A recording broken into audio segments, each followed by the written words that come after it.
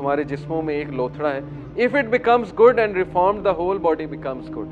अगर ये रिफॉर्म हो जाएगा तमाम बॉडी रिफॉर्म है। But if it is spoiled, लेकिन अगर ये ख़राब हो गया फिर सब कुछ ख़राब है, फिर ज़हनियत ख़राब है, ज़बान ख़राब है, एक्शंस ख़राब है, अमल ख़राब है, फिर वसवसे भी आते हैं बहुत ज़्यादा, क्योंकि दिल पे काम ही नहीं हुआ ना। फिर वो बंदा फंस जाता है, डिप्रेस्ड रहना, डिमोटिवेटेड रहना, वसवसों का आना, समझ नहीं आ रही होती मैं क्या करूं, कैसे निकलूं, वगैरह वगैरह, क्योंकि दिल पे काम नहीं किया। बहुत से लोग कहते हैं कि मुझे कैसे पता अल्लाह मुझसे खुश है। स्कॉलर्स इसका एक जवाब देते हैं कि अगर तेरा नमाज पढ़ने का दिल कर रहा है और कोई नेकी करने का दिल कर रहा है तो ये एक साइन है अल्लाह तुमसे खुश है, क्योंकि तौफीक अल्लाह की तरफ से। अगर एक बंदा हैंड रेज कर रहा है, सबूत है कि अल्लाह चाहता है कि वो उसके पास आए, अदरवाइज उस हाथ ही ना उठाता हो। जिससे अल्लाह नाराज़ होता है उससे हाथ नहीं उठाए जाते। एक्शन की बेसिस पे इस्तकामत होती है। एक बंदा एक्शन ही नहीं ले रहा, हिम्मत हार चुका है कि मैंने करना ही नहीं, मैं कर ही नहीं सकता, तो फिर उसको इस्तकामत नहीं आती है। एक्शन लेना पड़ता है, फिर इस्तकामत आती है। और अल्लाह कहते हैं कि we increase them in guidance. Mercy वाला एस्पेक्ट बड़ा ज़बरदस्त है कि इसमें रहमत है। इसीलिए मैं कहता हूँ कि अपने घरों में कुरान चलाया करें, तिलावत चलाया करें। सुबह सुबह अक्सर पुराने जब मेरा दौर था, जब मैं आपके जितना था, आप लोगों के जितना, पीटीवी चैनल आता था, उस पर तिलावत चलती थी सुबह। आज जो है बड़ा अरसा हो जाता है हमें तिलावत सुनने को मिले अपने घरों में, अपनी गाड़ियों में, अपने वर्क प्लेस में। तो हम पे रहमत कैसे नाजिल होनी, इसलिए रहमत के लिए बहुत ज़रूरी कि कुरान उस घर में चले। और देखिए इसमें जो दिलों का जिक्र है ना, कि इसमें शिफा है दिलों के लिए। दिल, कल्ब जो है ये आपका मोस्ट इम्पॉर्टेंट पार्ट है, क्योंकि कल्ब, ईमान कल्ब में होता है अकॉर्डिंग टू इस्लाम। अपने कल्ब को, अपनी इनोसेंस को प्रोटेक्ट करें। अपनी आंखों को वो चीज़ मत दिखाएं जिससे आपकी इनोसेंस आया हो। अपने आप को वो कंटेंट मत सुनाएं जिससे आपकी इनोसेंस ख़तरे में पड़े। चाहे वो टिकटॉक का कंटेंट है, चाहे वो ऐसा मजाक है जिससे आपकी इनोसेंस जा सकती है। क्योंकि इनोसेंस इस, यकीन करें, आप किसी गाँव वाले बंदे के साथ बैठे हैं जिसे कुछ नहीं पता, आप हैरान हो जाते हैं यार कितना इनोसेंट है। अभी रिसेंटली मैं किसी के पास बैठा, आप उसकी बातें सुन के वही पुरानी जहनीत के माँ बाप की खिदमत और बड़ों की खिदमत और वैल्यूज़ को फॉलो करना बड़ा। हमारा जो बच्चा है स्कूल का, हर बात में गंदा मीनिंग, इनोसेंस कहाँ गई? क्योंकि कंटेंट वैसा देख रहा है ना, हर चीज़ से गंदा में, हर वर्ड का गंदा मीनिंग, टीचर की हर बात का गंदा मीनिंग। वो टीचर को समझ आ रही होती बहुत अच्छे से, लेकिन हर चीज़ में गंद, हर चीज़ में गंद। कल्चर हमारा ये बन चुका है।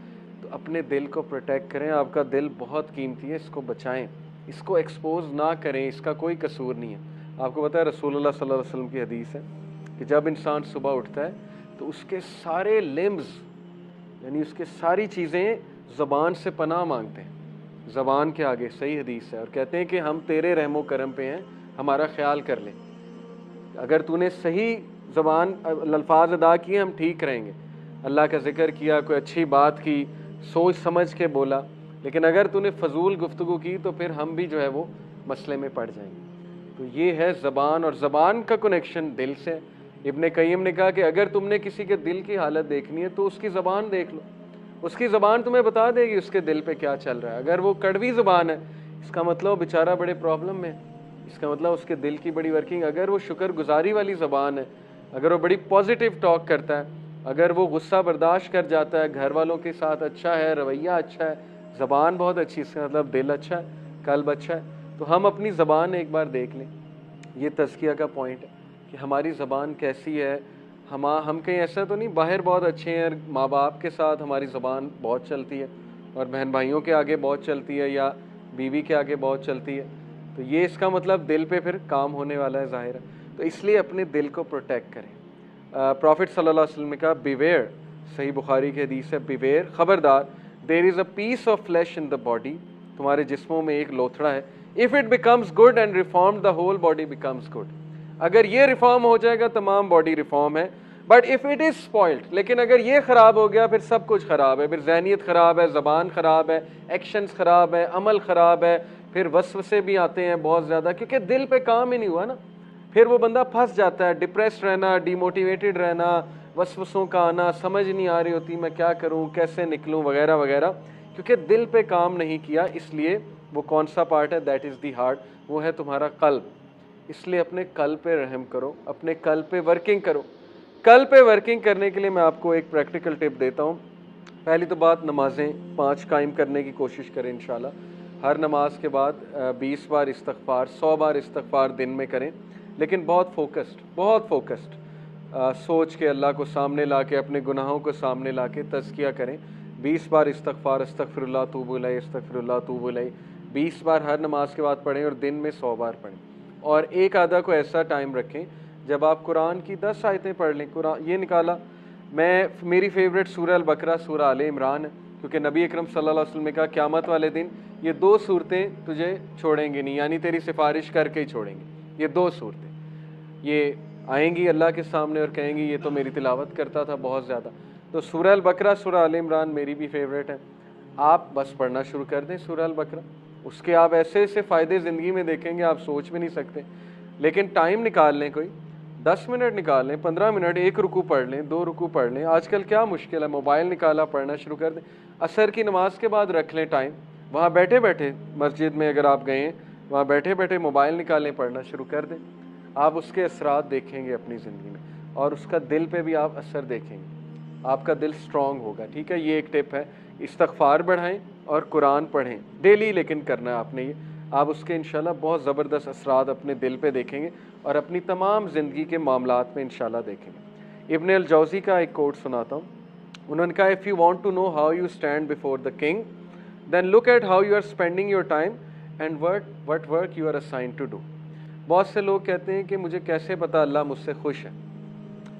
स्कॉलर्स इसका एक जवाब देते हैं कि अगर तेरा नमाज पढ़ने का दिल कर रहा है और कोई नेकी करने का दिल कर रहा है, तो ये एक साइन है अल्लाह तुमसे खुश है, क्योंकि तौफीक अल्लाह की तरफ से।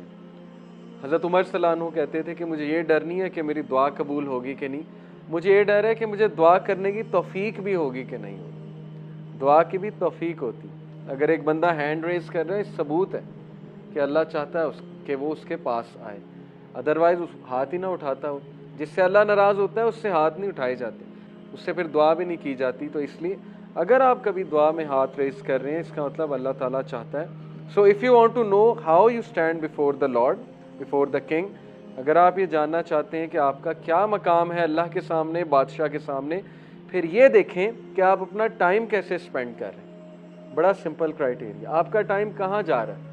अगर तो अच्छे कामों में जा रहा है, प्रोडक्टिव कामों में जा रहा है, अच्छे कामों में बहुत सी चीज़ें, ज़रूरी नहीं अच्छे काम से मुराद नमाज ही है, वो तो पीक का अच्छा काम है। अच्छे कामों से मुराद घर के काम भी हैं, अच्छे कामों से मुराद किसी की मदद करना भी है, अपनी जिम्मेदारी को निभाना भी अच्छे काम में आता है।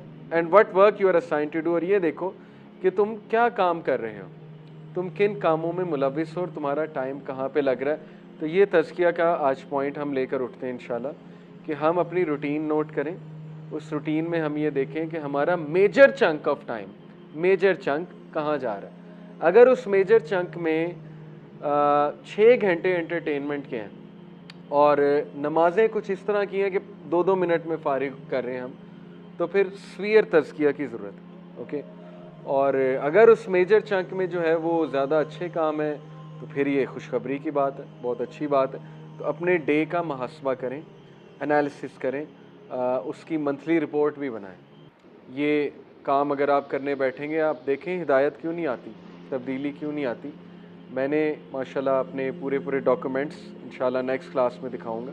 जब मैं चेंज हुआ था, मैंने पूरा एक फ़ोल्डर बनाया था, फ़ोल्डर आपको दिखाऊंगा, और उस फोल्डर का नाम सेल्फ अकाउंटेबिलिटी रखा था।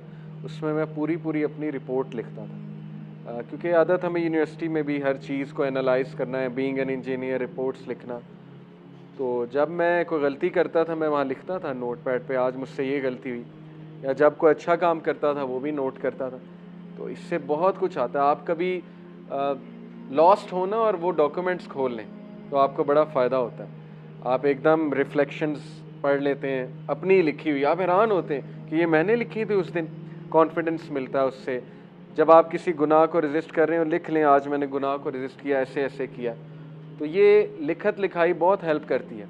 ये साइकोलॉजिकली स्पीकिंग, जब कोई चीज़ आप लिख लेते हैं ना, तो ब्रेन के जो पाथवेज हैं वो बनते हैं उस चीज़ से मुतल्लिक, तो वो आदत छूटने के ज़्यादा चांसेस होते हैं। इसीलिए जो स्कूलिंग सिस्टम है, आपको टीचर पावर पॉइंट भी दे सकता है, स्कूल जाने की क्या ज़रूरत है? आजकल तो गूगल क्लासरूम पे टीचर कह लो ये लो पावर पॉइंट डाल दिया, पढ़ो बैठ के। लेकिन वो क्यों बोर्ड पे लिखवाता है? आप कहते हैं यार ये सारी बातें पता है, क्यों बोर्ड पे हमें लिखवा रहा है सारी बातें? क्योंकि उसके पीछे साइकोलॉजी है कि आप जब लिखोगे आपको वो चीज़ याद रहेगी और ज़्यादा चांस है कि आप वो चीज़ रिपीट करो।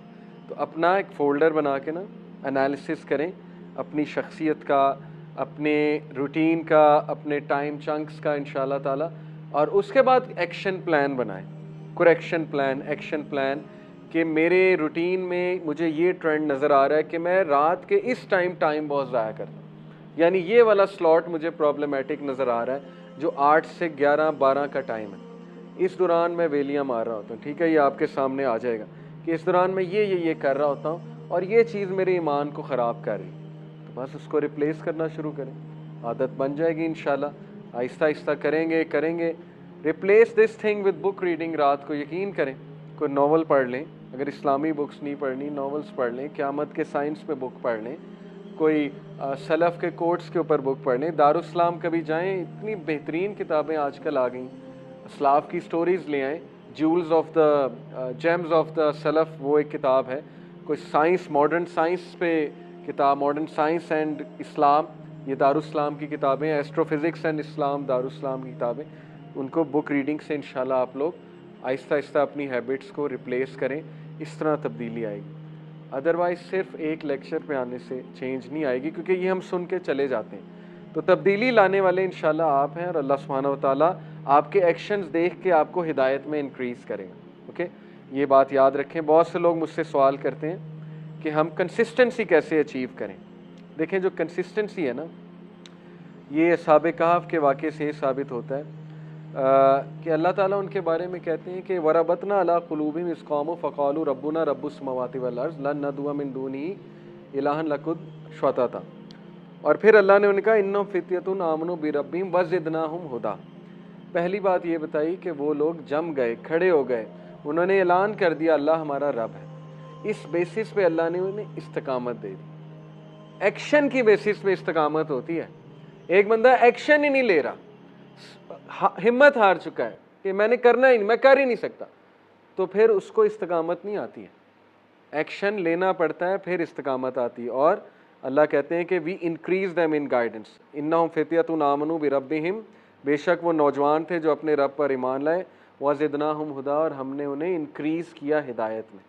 इंक्रीज़ भी अल्लाह तब करेगा जब बंदा ईमान लेकर आता है, जब बंदा एक्शन से शो करता है कि मैं आना चाहता हूँ, मैं बचना चाहता हूँ।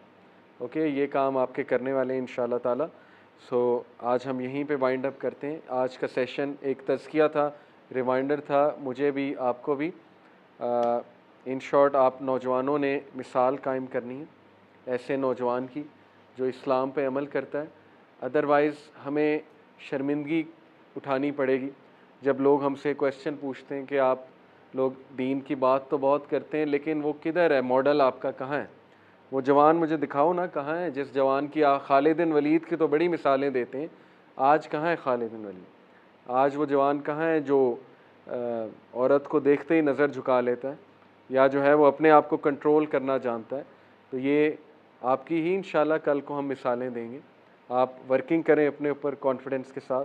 जज़ाकल्लाह खैर फॉर लिसनिंग। सुब्हानकल्लाह व बिहम्दिका अशहदु अल्ला इलाहा इल्ला अंता अस्तगफिरुका व अतूबु इलैक। अस्सलामु अलैकुम व रहमतुल्लाहि व बरकातुहू।